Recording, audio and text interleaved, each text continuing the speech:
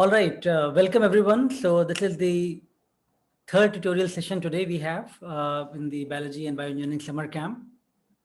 So today we are going to do some very exciting things to show you some very recent advances in field of proteomics, how some of the technologies can be utilized to generate big data set. But just briefly, let me start to convey you that what we are going to look into the data set. So as you have seen some of these, beautiful organism like a butterfly, right? So butterfly goes through these developmental stages from larva, pupa to the later stage of pupa to adult development and develops into the beautiful butterfly. Likewise, the frog, it goes through the tadpole larva to the adult frog. And, it shows so much transformation for amphibian lifestyle. So what you have to learn here that the genome or the genetic composition of any of these organism or all the organism remains static, whereas the proteins, they are very dynamic molecule. The transcripts RNA and the proteins are dynamic molecule, and they will be keep changing in the as the development progresses from one to other stage. So different type of biological activities are being governed with the functional molecules proteins. So when it comes to the human, now think about much more complex organism we are talking, and we have by now idea for all the human genes in the project of Human Genome Project. We know that there are 20,500 or so genes are there. Now these genes make some transcripts, right? The RNA molecule, and then from these transcripts, these RNA molecule, then the proteins are being synthesized. So the process of transcription and translation happens, and now each of these RNA with the process of alternative splicing could actually generate, multiple type of protein functional molecules. Now these proteins will get further modified in the process known as post-translation modification, and therefore now from the same gene, you may ultimately end up with several type of functional protein molecules, right? So what we are going to study, we are going to study in the field of proteomics, the entire compendium of proteins, all the possible proteins of that given organism, which are encoded by the genome. And we are interested to know how these proteins function, how these proteins interact with each other and with other biomolecules, where these proteins are localized, what are the function of these proteins. A lot of questions one can be addressed by studying these interesting functional molecules. So field of proteomics is governed with a lot of technologies, and that's where you will see that a lot of advanced instrumentation, technologies, softwares, they're being used in the field of proteomics-based work. So this is just a poster which shows various type of software tools being used currently in the field. A lot of advancements are happening from the genome to the proteome analysis. Very different type of instrument platforms like protein microarrays to look at the proteins in the miniaturized format on the glass slide, or to analyze thousands of protein from the complex samples using a technology known as mass spectrometry, separating the proteins on the gels using SDS page or two-dimensional gel electrophoresis, or looking at the protein interactions in the label-free manner using surface plasmon resonance, biolayer interferometry, various type of chromatographic methods, immune precipitation. A lot of technologies are currently being used to understand these function of these complex molecules.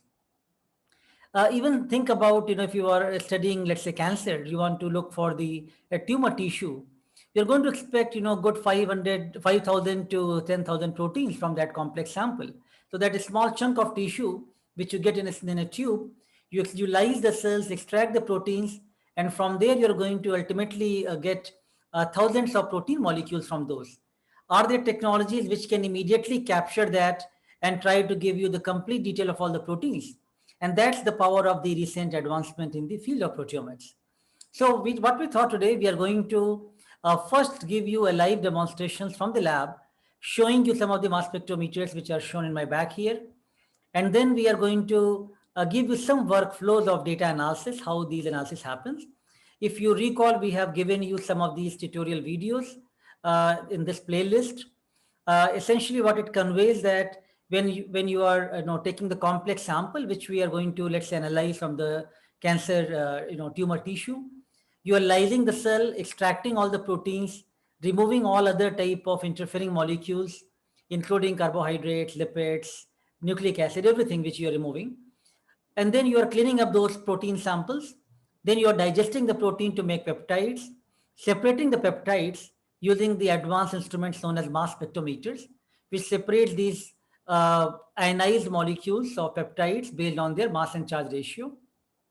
And once you run these complex peptide mixture, which is thousands of peptides in these mass spectrometer, then you can, look at the databases to search for these proteins. And that's where the genome database, proteome database becomes very important. So the first tutorial essentially describes to you how to analyze this complex data from mass spectrometer.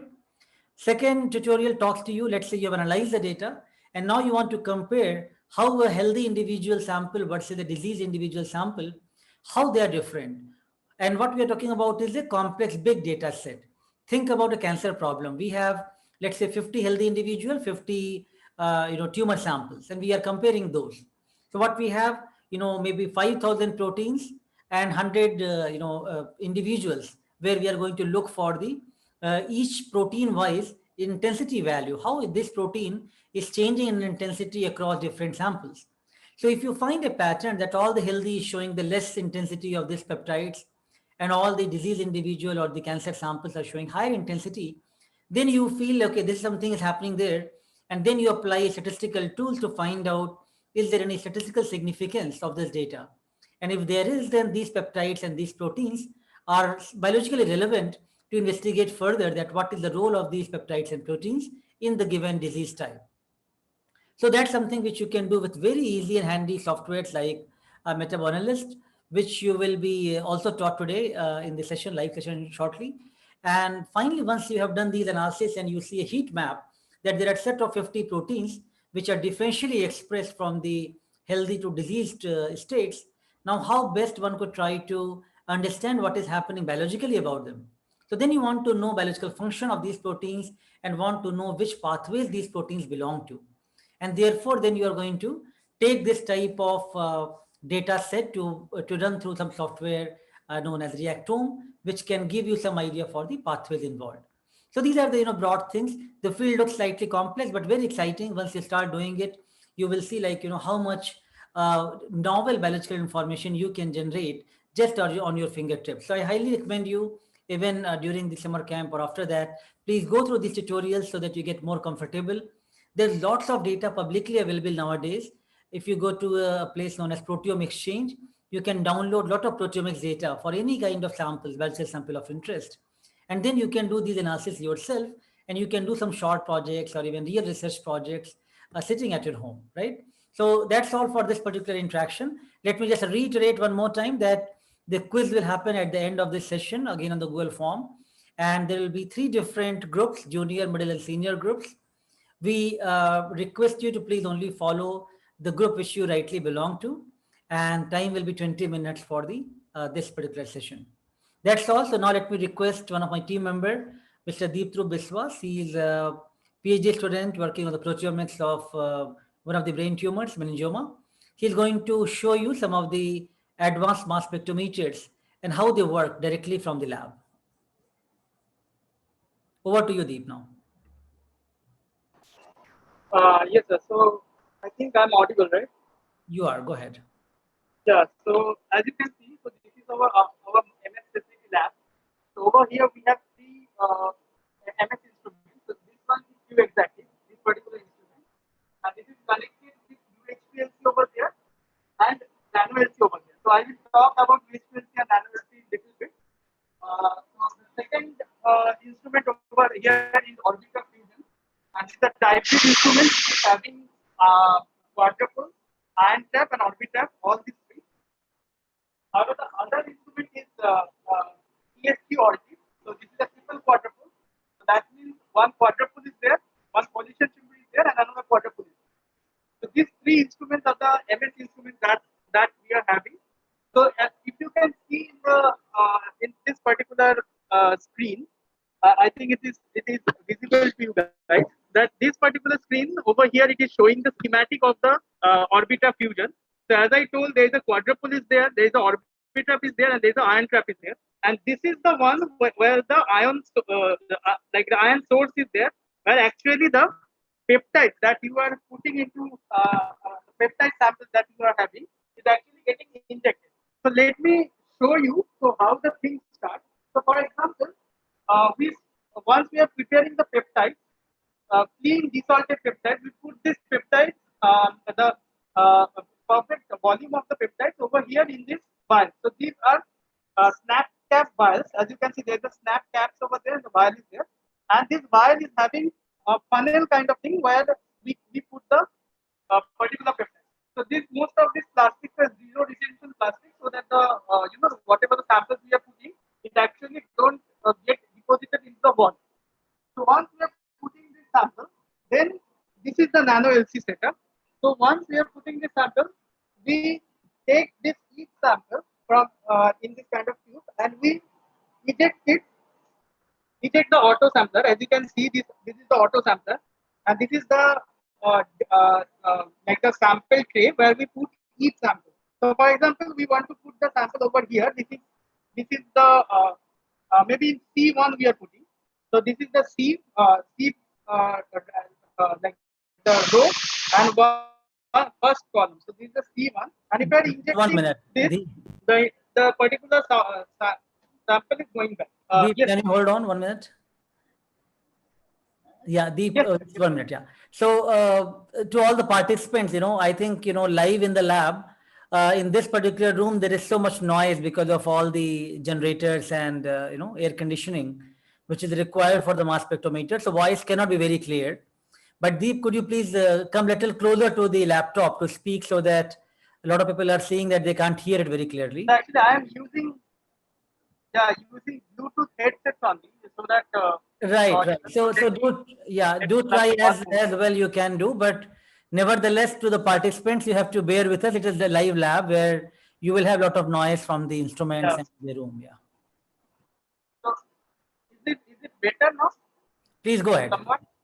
Okay. So so for example, now you have put the samples into the auto sampler, and now once we are putting the sample into the auto sampler, make sure that this is the setup with the nano LC and the image. So this is the nano LC, which will help in with the binary solvent system, which will help into the transfer of the from your tube to the MS. So in a very easy way, I'm trying to make you guys understand that the tube you are having, from that particular tube, the injection will take the sample and it will put into the tubes over here, and this tube will transfer this solvent into the column over here. So for this purpose, I have taken one column. So this is one nano LC column is there. If you guys can see this nano LC column, so this nano LC column is connected to this particular tube from the nano LC, so that it over here it gets actually connected, as you can see. And this is the part where it actually goes. As you can see, I don't know how much it is visible, but if I am pushing it down, you can see the needle that is coming on. So you can see how much small the needle is. The very small the needle is, and this particular needle is actually connected to the ion source that I have shown over here. So that means when the sample is getting injected, it is going through this pipe, through this tube, and it is going into the column. The column is a C18 column, and I think you know about the C18 binding of the column. Then while we are changing the binary solvent percentages, it is like diluting slow by slow with time and with gradient, right? So like this, it is happening. And finally, what we used to see is that you see, you can see at the top of this. Deep, can we do one thing? Deep, can you Yes. just show the LC and the MS again and let me speak from here? Probably that will help Okay. to get the things more clear while we are showing, right? Okay, so I'm showing you the LC1, nano LC1. Yeah, so I'll just repeat again. So what we are talking, everyone, today, that we are talking about from a complex samples, how you can separate the proteome or the proteins, thousands of proteins from a given sample, right? So for doing that, you have digested your protein to the peptide forms, and these peptides you are now going to inject in this particular liquid chromatography, which is nano LC, nano liquid chromatography, because you're going to take only very few microliter volume from here, which will be injected in the nanoliters in the column, right? So what you see here is auto sampler, where the samples are being kept, and the process is very much automated now in this way, because you can keep at least 48 or so samples directly, which can be run with the remote access as well. You can close the tray now. So now this particular instrument is going to separate your complex peptides based on the reverse phase chromatography principles, where the hydrophobic, hydrophilic nature of the peptides are going to govern the peptide separation, right? So what we are going to use here, the front part, if you can just show the column, the column part, yeah. Yes. So now here, this is the reverse phase column. So the peptides are getting eluted from the nano LC, and they're going to come and bind here to the column, reverse phase column. And then you are going to slowly, sequentially eject the peptides out of this column by changing the gradient of acetonitrile with formic acid. So by increasing the gradient, you are removing the peptides from that. And these peptides are going to get ionized before they can be separated in the mass spectrometer. So if you can show the inset of the camera. So this part is where you can see the front end of the this part of the column, which is going to generate the electrospray ionization to convert your liquid peptides to the gaseous ionized forms, which is going to go move inside the mass analyzers of the mass spectrometer. So now you show the instrument, the fusion. So what you see here is one of the mass spectrometer. You can show the instrument now, the fusion front end. So Yes. what you see is the Orbitrap fusion mass spectrometer, which is a tribrid instrument which is having three different type of mass analyzers to separate the complex ions, which includes the quadrupole, ion trap, and Orbitrap, right? So you don't have to, at this stage, you don't have to go through in detail about what these analyzers are and what they do.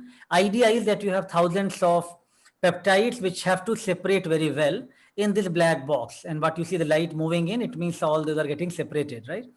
After that, you are taking this complex sample from the, let's say, tissue sample of tumor, and you are separating all the peptides. So now you can see the chromatogram. So please highlight the chromatogram on the screen now. So now what you see that this is the, it is known as chromatogram, which shows on the x-axis time scale and y-axis the intensity. So we are separating, let's say, these samples for 2 hours. So we are slowly, ejecting out all the peptides from the column in 2 hours of gradient. And then these peptides are coming out based on the hydrophobic, hydrophilic compositions of these peptides. And intensities are being shown on the y-axis. So what you see, this is a bush pattern, that is essentially all your peptides, which is coming here. And then as of now, you have no idea for what these peptides or proteins are. So, but each one of these are having very distinct M by Z value. Then you are going to search this particular data in the databases against human, against virus, against different type of organism to know what all proteins are there. When we recently did a project on the nasopharyngeal swab samples of COVID patients, we searched the same data against virus, searched the same data against database, and searched the same data against other pathogens. So now what you will get from the respiratory specimen of human sample, you will get thousands of host proteins. You will get few of the viral peptide and proteins, and you may get some other pathogenic organism as well. So finally, the search depends on the database which you employ. Now, what we are showing here is another type of mass spectrometer, which is a Q-executive type of mass spectrometer, which is the similar work what we showed earlier, but this can also do some other things because it is interfaced with UHPLC, which is the front end here, which we are actively using for the metabolomics type of work. And of course, you can, this is another, if helic column or other columns you can use here for separating your complex metabolites. Deep, if you want to add something, you can do that here. Yeah. So this is audible. This is the another column as shown that shows. So this is the UHPLC C18 on helic column. So over here, as you can see, the front end is different, where we are. So this is the tube that is coming, that is connect, that we connect with the column over here, and this particular column we connect with the UHP.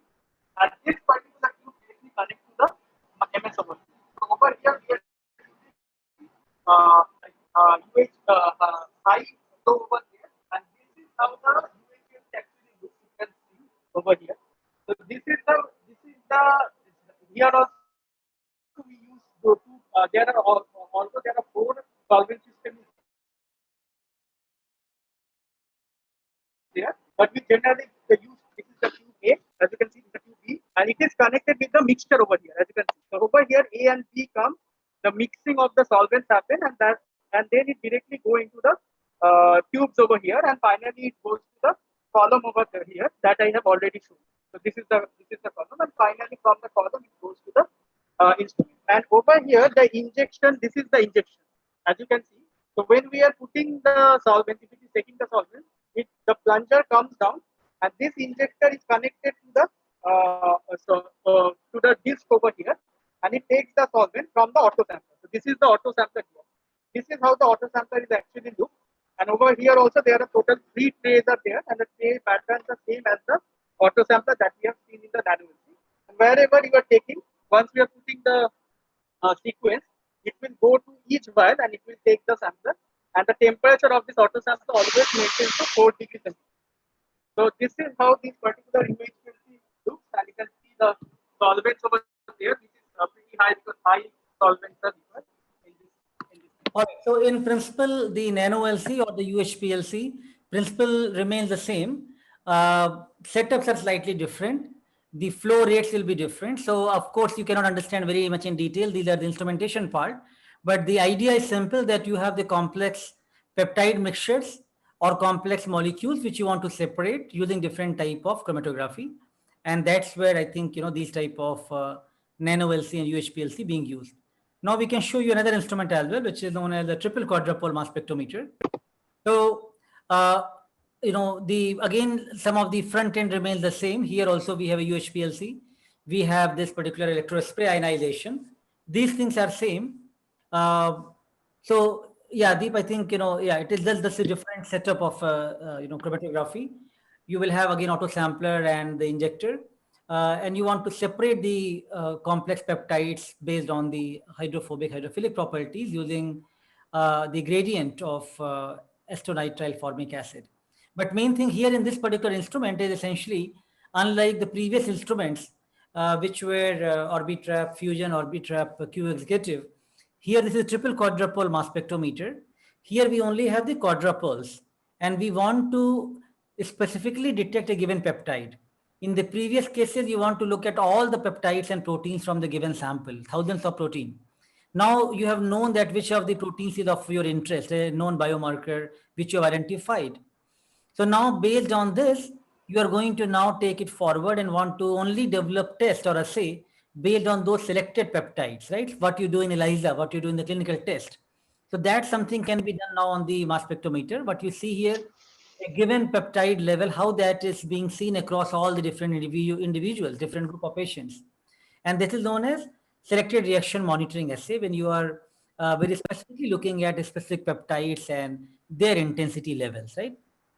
So again, these things are, at this stage, I may not want to, put you in too much complexity. Just this another black box instrument. What you see here is slightly different. Mass analyzers are different here. These are quadrupoles. In other cases, we had Orbitrap, ion trap, and quadrupole. Everything was there. So different mass spectrometers, different instruments can do different things. Deep, you can also quickly show the NGS instrument in the back. So this instrument is an Ion Torrent S5 next generation sequencer, which you might be hearing a lot of genome sequencing being done nowadays, and likewise different other organism genome sequencing being done. This is one of those next generation sequencing instrument which can do the sequencing of the genome or look for the RNA transcription and stuff like that. So these are some of the high throughput technologies and instrumentation which can be utilized for generating big data sets or the omic data sets. Thank you very much, Deep. I think let me stop here, and we have other activities planned. Thanks so much for this live session. So everybody, we understand some of you will have curiosity in mind. Some of you might be thinking, thanks Avinash as well. So some of you might be thinking that it's very difficult to follow this thing. But if you really gain interest and want to learn more about it in our proteomics playlist which I have shared with you. We have a lot of details and live sessions are there. And in fact, if you are really keen on some of these aspects, we'll be happy to give you some separate session as well after the summer camp, right? So this is not the end of the interactions. So what we thought today, we are going to now take you forward with the data set. Now, these are the instruments. And truly speaking, if you have prepared the good sample from the proteins in the basic biochemistry lab, then you can run those samples to a facility like ours, right? You can just send the sample, run your protein analysis here, and we can give you complex proteome data set. Now, how to analyze that data, how to process that data, and how to make meaningful sense of the data. So what the major motivation of this particular summer camp is to give you or empower you with the right tools and softwares and knowledge so that you can do a lot of analysis at your home. You cannot generate so much data like this, but I'm sure you can make meaningful sense of the data even sitting at your home. So next part is going to be very crucial. So far, what you have seen is only out of your curiosity, how data being generated, right? And for that matter, these are the big instruments, big elephants, which works day and night, 24/7. They generate a lot of data, big data sets. Now, how to process the data and analyze the data using some of the open access software. So from my team now, Vishwa will walk you through with a software tool known as MetaboAnalyst. So now let's say you have got some proteomics data from healthy individual versus diseased individual. And now you want to process that data and see how many proteins are actually different in the healthy versus disease. And this is what is most of the time, is of interest to biologists and, medical people, like, what is really happening in these samples, right? So that's something which is of curiosity to all of you. And we'll be happy to share you more data sets to play with it so that you can do practice of some of the data yourself. In all the tutorial which I have shared with you, T1, T2, T3, if you go to the description of the video, you also have the raw data files over there. If you click on the Google Drive link, you can actually download the data yourself and practice the data as we have shown in the video. But just for your knowledge, we are going to repeat some of the steps here. So Vishwa, now over to you. Please show the MetaboAnalyst software. Yes, sir. Thank you. So I'll share the screen now. I hope my screen is visible. Yep. Go ahead. Okay. Yeah. Okay. Hi all. Good afternoon. So I'm Vishwant Ram from Proteomics Lab. I'll be conducting a session on an overview of mass spectrometry-based proteomics pipeline. So the previous session, so you have seen Deep explaining about the mass spectrometer. So that is the intermediate part of the proteomics part. So what happens before and after the mass spectrometer is what I'm going to explain about it. So this session, it explains, I'm going to explain about COVID-19 sample processing. So before running through the mass spectrometer, we have to do sample processing. So that is very crucial. So it depends upon the sample processing only, we can get the peptide, desired peptide. So it's very important to do the processing in a good manner. So after processing, we'll be running in the mass spectrometer. So that is explained by Sanjeeva sir and Deep. So later we're going to do about analysis part. So we'll be getting a raw data. Then we have to do data analysis out of it. So I'm gonna explain about MetaboAnalyst, which is a secondary data analysis, and a Reactome database for pathway analysis. So yeah.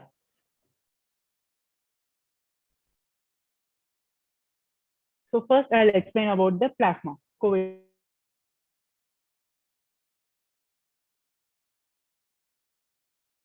Right now. So this is the workflow we are following now. And so the samples we have to collect from, we have been collecting from Kasturba Hospital. So we have a cohort of different samples from different patients, that is COVID positive and negative. So in positive, there are different categories like severe and non-severe, like everyone is aware of this, right? The severity and non-severity of the COVID. So how we are categorizing the severity and non-severity is it's based on oxygen saturation. So oxygen saturation level 90% less, and we are categorizing based on this. So we have to see the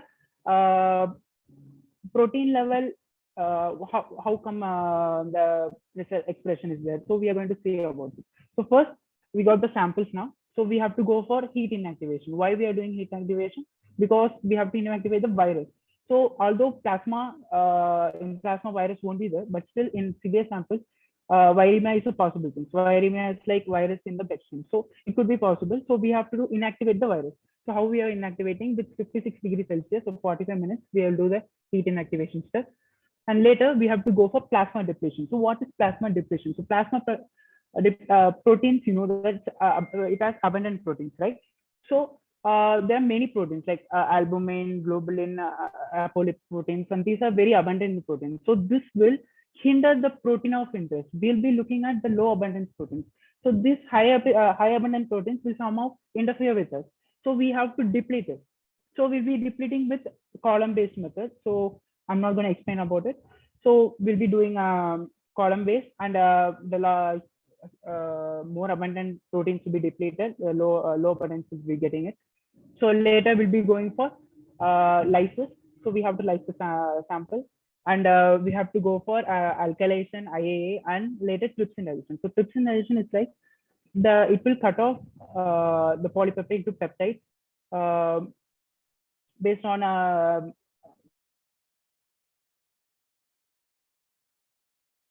lysine. So it will cut off the peptides. So the peptide digestion is it. So later we have to quantify those peptides, and we have to inject the peptide of like 1 microgram of peptide into the mass spectrometer. So we'll be getting a data. So this part we have seen. So next I'll go for swab.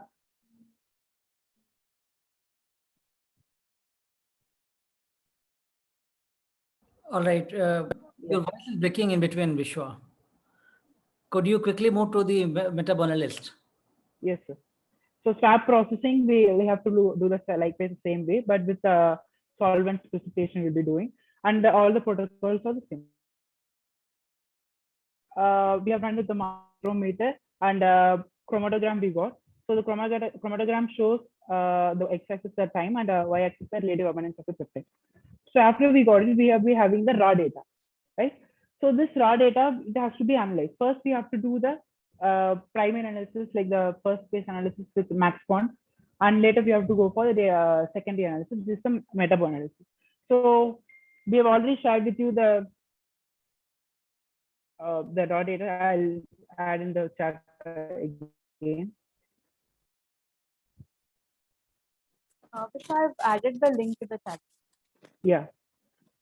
So open the link and download the file, which is for raw data for meta-analysis. So this is the raw data. So raw data looks like this. So for meta-analysis also, for meta-analysis to read the raw data, we have to align in such a way. So there are many things. So it should be in .c. The protein should be in the row, and the sample should be in the column. So here you can see there are two groups. That is, one is the tumor one, and it's the control. So tumor we have 3 samples, and control we have 3 samples. So this is the raw data.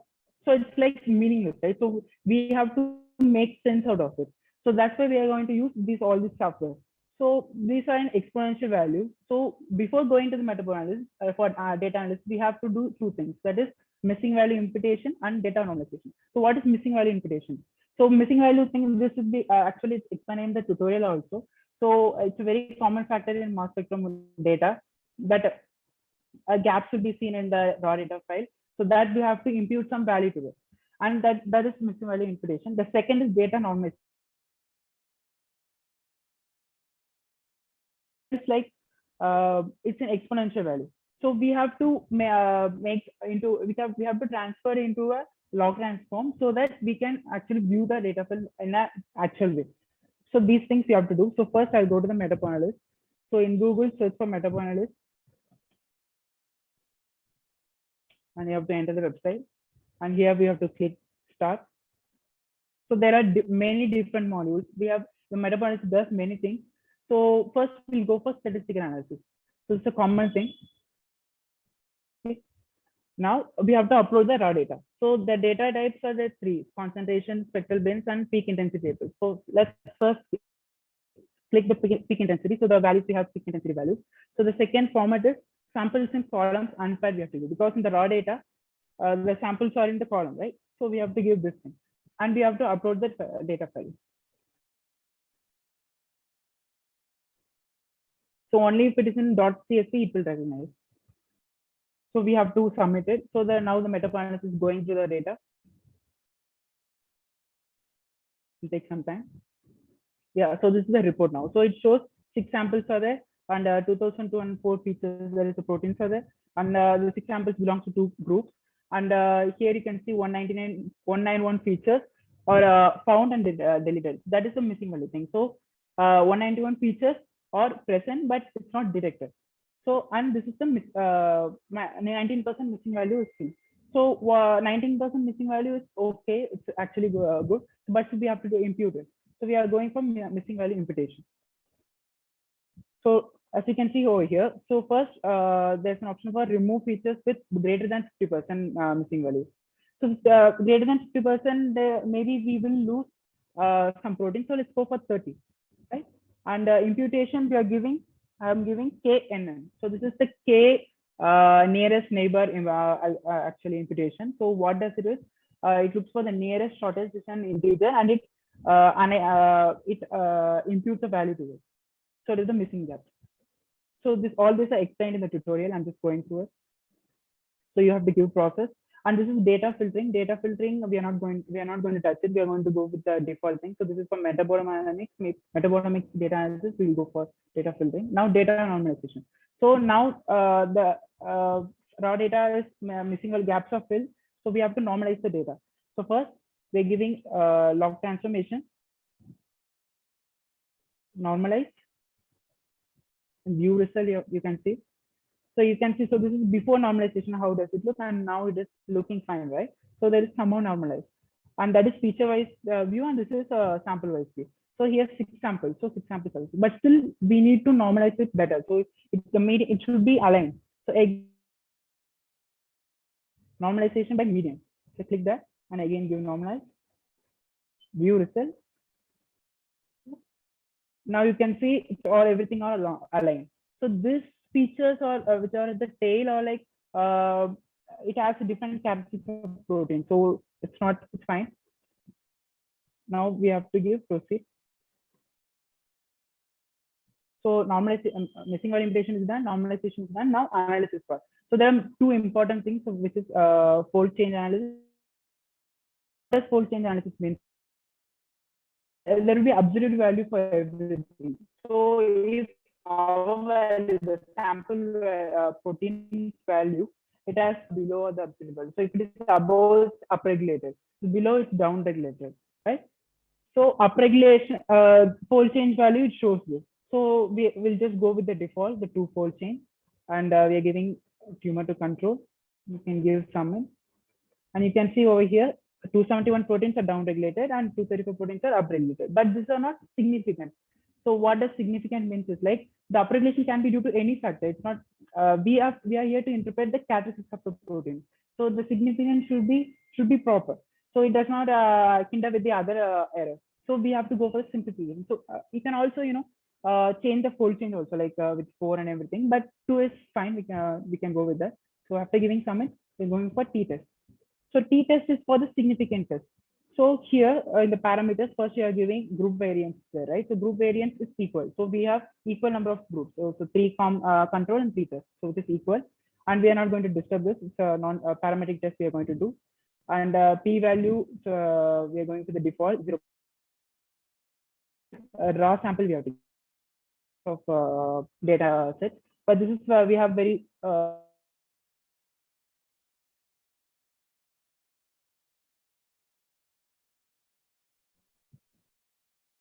and it shows the significant protein. So 224 proteins are significant. You can change this p-value also, but 0.05 is this is a p-value. Many proteins can be seen, but it is not significant. So the p-value 0.05 is fine. Now after giving value of the proteins upregulated and downregulated by with fold change, and t-test also we have which are the significant part is the good data visualization, so we can combine this two. So we have to input all these factors, like fold change should be 2, and comparison should be from tumor to control, and we should not disturb this, and p-value should be 0.05, it's raw, and group variance should be equal, and we have to give summary. here you can see this protein, the proteins which are red are upregulated significant proteins. Likewise, the proteins are in blue are downregulated significant proteins. So you can see, right? So from the first, the proteins are more proteins are there. Now it's getting narrowed down. So like 81 proteins are upregulated and 103 proteins are downregulated. So you can download it and you can also see the look through the protein also. If you can click, it will come to unbox. Protein is over control. And this another tool called ANOVA. ANOVA, I'm not going to explain about it. ANOVA is for data analysis, which is done for the groups which has its own classes. So, for example, in tumor there are different classes like grade 1, grade 2, grade 3. So if you are running the samples from with that, so we can go for ANOVA. But we have only simpler version, so we are not going to touch it. And now we are going for PCA. So this is data analysis done. Now visualization. So we have to visualize. PCA is called as principal component analysis. So it is a clustering strategy actually. So this is for this can be used for visualization and analysis of complex data. So that would be very good. But I'm just going through it. So over here, you have to click the screenshot and you can see the whole complete set of data is divided into 5. So it's divided into 5. So it is PC1, PC2, PC3, PC4, and PC5. So what this 42.7 shows is that in a particular set of data, which has 42.7 variation in PC1. So the features, the proteins of 42.7 are variant in a PC1 cell. So likewise, into PC2 there is 19.7, PC3 16%. So likewise, it decreases. So this thing is like the cumulative value. So actually, this is the major thing. So cumulative is like 42.7 plus 19.7 62. Likewise, 62 plus 16 is 78. So this is the cumulative thing. So it's a 100% is the cumulative of total number of components. So later we have to visualize this. So visualization is done with this thing. So you can see over here, this is the clustering strategy, right? So this is the control and this is the tumor. And the samples, these are the featured variations. So it shows the separated thing, but it doesn't take the groups into consideration. So it's just a featured of based on the featured variation, like different varied and that's it. But doesn't show about the it doesn't consider the groups. So that is fine. Let's go to PLSCA. So this is also similar to PCA, but it considers the groups. So that is the only difference. So that is with the clustering strategy. The principle of PCA is clustering strategy, and over here it is linear comparison. That's it. That's the difference. You can see in the 2D graph plot also. So over here you can see, right? So this is the control and this is the tumor. So it doesn't correlate. It's completely the maximum variation of the groups. So maximum variation of the important features also will be there. So this shows the proteins which are maximum number of variations in control and tumor, which has have a good VIP score, right? So this has good VIP score. That's what it shows. And PLSA is also FPLSA is also we're not going to explain about it. It's for metabolomics. So I'll just move on to the dendrogram. So dendrogram is another data visualization thing. So this dendrogram shows the differences on the. So it's very simple, right? You can see, you can easily interpret from this. So here, the sample and in the sample, the control and tumors are different, different shades. Like it's the differences you can see. So here in the parameters, so there's a thing called distance measure. So it has Euclidean, Spearman, Pearson. So these are like mathematical formulas. Like Euclidean, the distance measure is that this is the distance. So we can play with it. Like you can click Spearman, Pearson, different methods you can click it, but equivalence is ideal. You can use that. And what is clustering algorithm? It's a default is what is the clustering algorithm is like this algorithm. What does it do is, so in a multiple data, it tries to take similar accounts and it makes into a cluster. So like, so it starts from here. So it will take a similar thing and it will make a cluster. Then it will go back and it will look for the similar thing and it will make a cluster. So until the final thing, it will do it. So this is the dendrogram. And next is the heat map. So this is the most important thing. You see this in most of the research papers. So distance measure, everything is we are not going to disturb it right now. I'll just show it. So normalized data and everything is fine. So you just give comment. So you can see the heat map, right? So dendrogram also it comes. So now you can play with it. So this is like all the features are there, right? So you can narrow it down. Like first you can give color contrast to red and green, and you can take the top 25 proteins. So this top 25 proteins are the protein of interest. That is the DEPs that I was explained before. So the DEP proteins. So these proteins you can see through the heat map. We can find it from the heat map. So these are the proteins. So you can see a nice drastic thing, right? So this is like the one is for the control how it is expressed, and for tumor how it is expressed, and based on the proteins it shows. And here it is the sample you can see.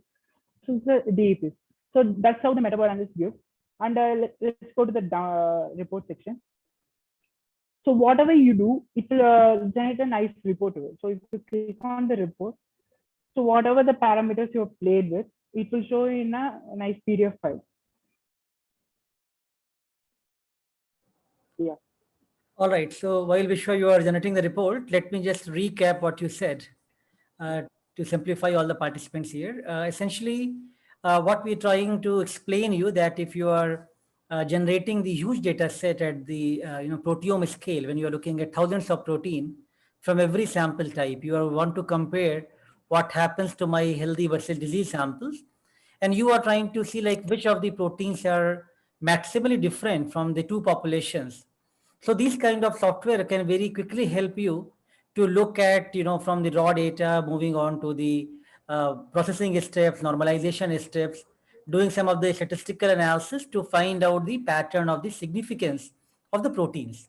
And once you do that, then I think you can visualize that data in form of the heat map, in forms of the, what you see a normalization scheme. So those things can be visualized on the, using MetaboAnalyst.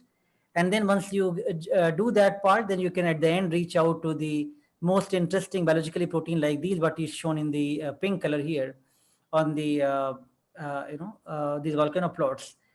And then you want to see whether those proteins can distinguish these healthy versus disease individuals. So a lot of these things you will find very interesting, because what we are showing you can be utilized for any type of data sets, for whether cancer or any other disease data set. And you can actually make meaningful biological insight from your side. We shall just stay on this slide here.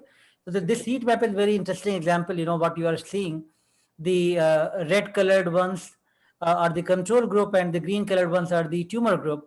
And within those, what you see, the upregulated proteins are shown in the red color and down in the green color. So now what you see, like most differentially expressed upregulated or downregulated proteins in the cancer. And then once you know what are these, protein accession IDs for these particular proteins, now you can take these set of the proteins identifiers and try to utilize this information to look for the biological pathways or biological function analysis from these, right? So now next will be to, let's say, copy some of these protein IDs and analyze them using Reactome. So Vishwa, now you can move on to Reactome. Yes, sir. So this is the MetaboAnalyst part. So we'll be getting the finalized thing with the DEPs. All the DEPs will be getting. Okay. So you can copy this and you can run in the Reactome. So it's the same software, it's a database actually. So it shows the network, it shows the pathway analysis of with the biological, we are really comparing the proteins what we got into the biological pathways of the human. So you can look over here. So we have to give the analysis to. So it'll be asking for, you can also upload the file over here, and you can also copy paste the accession ID. So I'll just copy pasting it. So everything is default is fine. Yeah.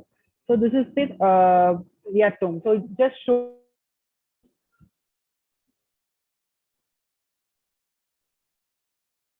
It shows the DEPs in the pathway analysis, like how it is compared with it, like how what are the DEPs involved in the biological pathways.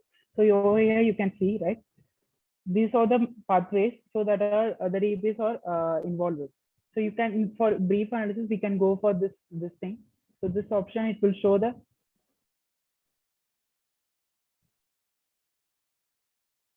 all the pathways. So this is in metabolism pathway. So you can see the this is like the DEPs all involved in this. So the DAPs are mapped into the human biological pathway. So these are like, so these shows the,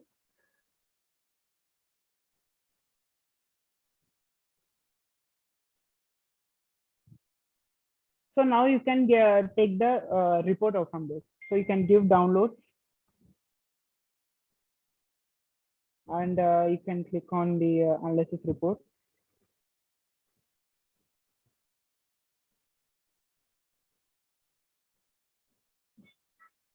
So even though you don't know about the pathways, so this Reactome, it will give the report in such a way that you can learn about it. Like, see, if you can see the report, you can you will get the point. So over here you can see this is like introduction to the Reactome, and this is the pathway analysis we got. And the next is, so our DAP is involved in this kind of all these pathways, right? So with the neurodegenerative diseases like metabolism, so this is like cancer tumor cells, right? So we're getting in this all. So platelet degranulation, all the DAPs are involved in this pathway. So yeah, you can see over here. So each and every pathway, it will give a nice explanation about how are the what is the process of the pathway, what is the functional significance of the pathway, and your DAPs, how it is involving with activation number, everything it will give. So that's great. So I think all the participants, I think some of you are getting this kind of idea for first time. It might appear complex, but if now, whenever you get more time, let me share my screen. So if you can unshare Vishwa, and let me just share my screen. So, now if you go back to the tutorial which we have shared with you earlier, and if you go to each one of those tutorial, for example, Reactome, we just now talked, right? So you go to Reactome tutorial, you will have again the details like that. But what is more interesting here, that if you go to video description, you can also get the data file. So we have also shared the raw data files which you can download, and then you can directly play with yourself using these type of tools. Like you can go to Reactome and paste this list of the proteins, and then try to see what kind of pathway you can get, right? So what we really want to give you here is essentially the confidence that how you can do some of the analysis yourself, right? You may not understand exactly like how these pathways work, but can you reach to that stage that from the raw data set given from the patient's actual samples from the different clinical problem, now you are able to see like which ones are most interesting significant proteins from the two population of healthy and disease, which proteins belonging to which pathways, and which pathways are most interesting in a given disease context. So if you can reach this much, I think you have accomplished a lot from this learning process. Then whenever you are going to do any project of your interest, you may do some work on Alzheimer or some other disease or any other type of biological sample, you might work on the plants or something else. You will be able to utilize these tools again and again, because these tools are very generic. These technologies are very robust and can be used to many places. So that's all for this session today. Our idea was to first give you some glimpse of the how data being generated in the lab, in the mass spectrometers and proteomics lab. And then we show you briefly two different open access software like MetaboAnalyst and Reactome, which can be utilized to process the data. So Vishwa, thank you for giving the hands-on session today. And to all the participants, I'm sure you can actually learn a lot when you go through, and these are more self-learning sizes which you can do.